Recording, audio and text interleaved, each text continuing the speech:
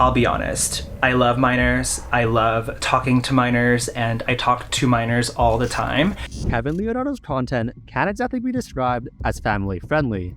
His TikTok videos discuss topics such as smelling hairy armpits, using the N-word, swallowing juicy loads, and even some much darker topics, both figuratively and literally. His YouTube videos followed a similar theme: how to douche your, how to safely shave your, and how to safely finger your were among his most popular videos, each gaining millions of views. However, none of these videos could compare to Kevin's magnum opus, removing butt hairs using Nair Cream, a visual guide. For reference, this is how hairy my butt is right now. I've blurred the video so that Kevin doesn't add you to his long list of victims, but you can imagine the scene for yourself. The video went into extreme detail and showed Kevin applying the cream, removing his hairs, and the aftermath of the whole thing. Despite Kevin literally showing everything to the camera, because the video fell under the education category, no matter how old or how young they were, anyone was able to see Kevin in the flesh. Given that the video raked in a staggering 52 million views, you can only imagine how many million of those were children. And don't forget, Kevin didn't post this to some spicy site. We're talking about YouTube here. Surprisingly, many actually found the video quite useful. He is literally answering questions that many people were too scared and embarrassed to ask. Thumbs up for this guy. No matter how many people find this taboo, disturbing, or weird, this tutorial was actually really helpful since it is very hard to find help about these subjects. Respect. However, not everyone saw eye to eye with Kevin. There was even a petition to remove Kevin Leonardo from all forms of social media. This man is fully aware that millions of children use this platform. To show the results of using Nair on his buttocks, he, without warning, spread his buttocks apart as far as possible, exposing everything to the world. There was no nudity warning, nothing to indicate what the viewer would be seeing. As a content creator, you have to know what is and what is not acceptable to upload to a public platform. In response to the criticism, Kevin would post an apology video called in Ballinger style. Let's go on the toxic gossip train. Chugging down the tracks of butt hair removal, toxic gossip train. Kevin would also post a second TikTok claiming that his Nair video was solely made to educate others. All jokes aside, let's talk about why I posted my Nair video. For people that don't know, last Sunday I uploaded a video onto YouTube where I show people and teach people how to remove their butt hairs using the Nair cream. The video is literally titled "Removing Butt Hairs Using Nair, a Visual Guide." So I don't understand how people are like shocked. And also, before I show anything, I literally say, for reference, this is how hairy my butt is right now. So like that was like your warning, you know? But I've learned a lot through experience, and I want to share what I've learned online because I feel like some people actually need the advice. Later in the TikTok, however, Kevin admitted that education wasn't the sole factor in his decision to post the Nair video. And it's cool, you know, like I love attention, I love going viral, and I love like money, like this is my job.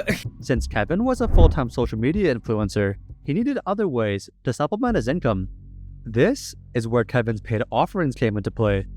In the description box of each of his YouTube videos, including ones accessible to children, Kevin provided links to his uncensored and quote, educational videos. For $15 a month, Kevin's Secret Club offered daily direct interaction with Kevin, exclusive personal content, a naughty Q&A session, and the promise of community. You'll also notice that despite the extremely personal nature of these offerings, Kevin's forum did not have an age requirement or age check, meaning anyone, regardless of age, could sign up. Kevin's offerings only got stranger from here. For $20 a month, one could receive short, private tutorials on how to finger your butt safely, how to insert butt plugs without pain, a bunch of other 18A tutorials, and quote, literally anything you'd like, as long as it's educational. And if we take Kevin's own word on this, educational might be a stretch. In fact, despite being a supposed education channel, Kevin's other videos were anything but educational. Men that I currently want to sleep with. I don't agree with like all of his political opinions, but I think Ben Shapiro is actually like low-key really cute. I also love Jews, and I love like the little hat that he always like wears, like the Jewish like hat. I think it's like so cute. This is the crusty sock that I keep behind my bed because I am single and I don't really have game. I've just been like, "Aah!" Other videos were straight rage bait. My hole is so big and so wide and is in such desperate need of filling. Just had my tip edged and caressed by a Mexican man that I found on the internet. We also can't forget Kevin's Blackface Incident. Ignore my face. Makeup wipes are a scam. I just watched Euphoria's Darkest Shade on my face, on a part of my face, so it's not blackface. His second Blackface Incident. The darkest of blacks would get called out for cultural appropriation if they wore this Euphoria foundation shade. Or even his third. As a yellow rice eater, this is definitely not my shade, and if I put this all over my face, I would get accused of blackface again. Kevin's Blackface Incident landed him in hot water online, but paled in comparison to his other controversies. Let's hear what Kevin has to say about his own cats. I've been filming my new kitten's private parts for the last week. This is my new kitten's shirt that I just obtained from his booty. Ethically, of course. I'm super into rubbing my cat's sticky discharge with my fingers. Although Kevin was an openly gay man, he seemed to be more obsessed with pussy. His cat videos only got more disturbing from here. My cat and I make out on the lips all day, every single day. Like, we're always kissing. I oil up my cat every single night because it's important to me to keep his hole as lubricated as possible. I just busted a thick, yellowy, gooey load onto my cat's eyes. I lubricate my cat's schlong every single day, and I believe in my heart that we all need to lubricate our cat's schlongs more seriously and more often. Kevin would end each of these videos with some sort of punchline, stating that he was obviously joking and wouldn't actually caress his cat's privates without its consent. Or would he? We are draining my cat's balls today. We are going to put him to sleep and then poke and play with his balls without his consent. I love performing oral on my cat's tight holes so much, but like every single day, it just gets harder and harder to do this because he low-key doesn't like it, and it's like low-key like without his consent. Once again, Kevin would claim that these videos were just harmless jokes. In reality, however, Kevin's obsession with his cat was more than just a funny TikTok skit, as he seemed to fetishize poor Tobias. I do touch myself in front of my cat before bed every single night. I'm not sure if this is like ethical. It doesn't like cross my mind as like a real thought. Like, I've just always played with myself like every single night, and when Tobias came into my life around October and he started to like sleep in my bed with me, I didn't really think twice about changing up my routine in terms of like when or like how I should like caress myself. Kevin would even purposely leave out his seed in a sock for Tobias to find. I caught my cat smelling the stiff, crinkly sock that I keep behind my bed. This is a photo of him caught in the act. For reference, I do use this sock every single night before bed. Like, it helps me sleep. I wash this every Sunday, and so like in the beginning of the week, usually it's like super clean, and then by like Saturday night or like Sunday morning, it's like full of just like tadpoles, like dried up tadpoles and stuff. But yeah, Tobias smelled my crusty, crinkly sock. I guess curiosity didn't kill the cat, it just potentially aroused the cat. At this point, even Kevin's loyal followers were starting to get concerned. I've just been like, police, police, police. That sock is so creamy. Remember people, sharing is not always caring. On the other hand, one could argue that Kevin wasn't actually harming anyone, since his cat likely didn't know or even understand what Kevin was doing with himself. At least he wasn't joking about kids. Oh wait. I've been stalking these beautiful children that I've been trying to snatch from their mother for months, and last night I finally got to capture one and put him or her in the backyard. Update on the child I kidnapped. So it's been almost 24 hours since I locked this child in my backyard. This time around, his videos weren't even rage bait. Kevin was 100% serious. I talk to minors all day, every single day, and this seriously isn't rage bait or satire, I promise, like hear me out. I talk to minors all day, every single day, and I love it. I talk to minors on IG DMs, I talk to minors on Discord, I play League with minors all the time, and sometimes minors find me in public and they ask for a pic, or they take pics of me, and we talk and we hug, and it's always like a fun and fresh time. Among these minors, Kevin's favorite were the girls.